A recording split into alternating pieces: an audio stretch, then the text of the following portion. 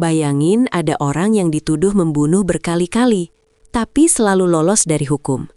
Sampai akhirnya, takdir menjemputnya di sebuah pulau eksotis. Halo semuanya, balik lagi di Cerita Kriminal Malam. Hari ini kita bahas kasus John Earl Bowman, mantan polisi yang punya rahasia sangat gelap. John lahir di Illinois. Dia veteran Perang Vietnam dan mantan polisi di Homewood. Di luar, dia kelihatan seperti pria biasa dengan kacamata tebalnya. Tapi di balik penampilan kalem itu, ada pola mengerikan yang tersembunyi selama 25 tahun. Kita mulai dari tahun 1970. Teman lamanya, seorang sersan polisi bernama Dean Pence, ditemukan tewas ditembak. John jadi tersangka utamanya saat itu. Tapi anehnya, juri menolak mendakwanya. John melenggang bebas untuk pertama kalinya. Namun, ini baru permulaan.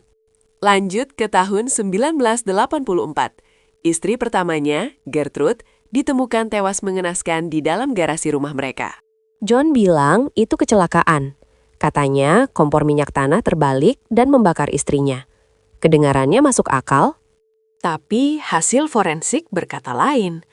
Ada tanda-tanda kekerasan di leher Gertrude sebelum api itu muncul. Polisi yakin John pelakunya. Lagi-lagi, John menang di pengadilan.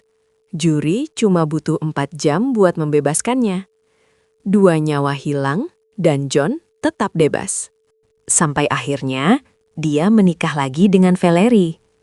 Pada Mei 1995, mereka pergi liburan romantis ke Pulau Antigua, Karibia.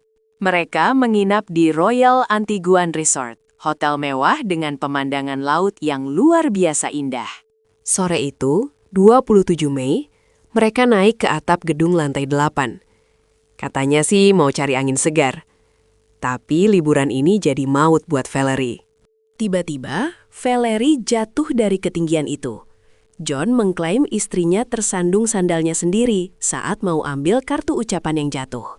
John bilang dia dengar Valerie teriak, "Sayang," sebelum menghilang dari pandangan.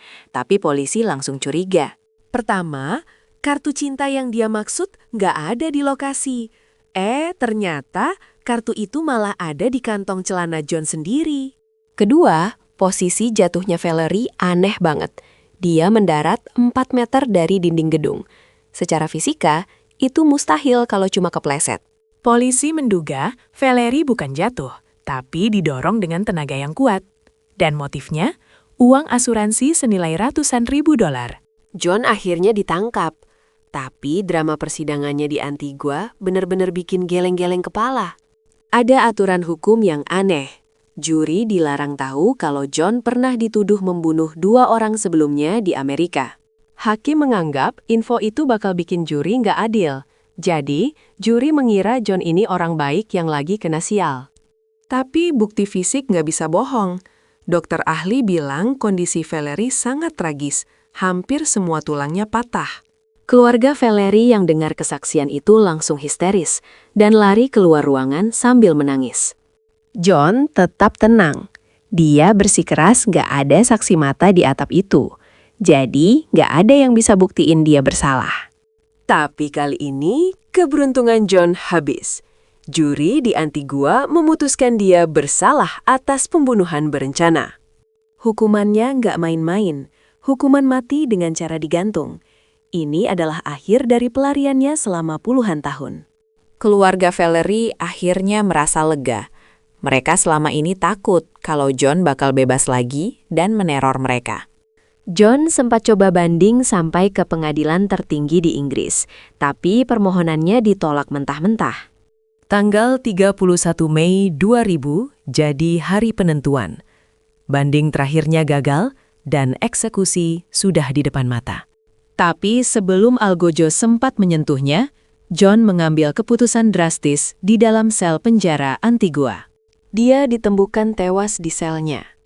Ironisnya, dia mengakhiri hidupnya dengan cara yang sama dengan hukuman yang menantinya. Apakah dia merasa bersalah? Atau dia cuma takut menghadapi kematian di tangan hukum? Kita nggak akan pernah tahu. Kasus ini jadi pengingat kalau sepintar-pintarnya orang menutupi kejahatan, suatu saat pasti bakal terungkap juga. John Bowman, mantan polisi yang hidup di bawah bayang-bayang maut orang terdekatnya, akhirnya menemui ajalnya sendiri. Gimana menurut kalian? Apa hukuman ini sudah adil? Tulis di kolom komentar ya. Jangan lupa subscribe buat cerita lainnya.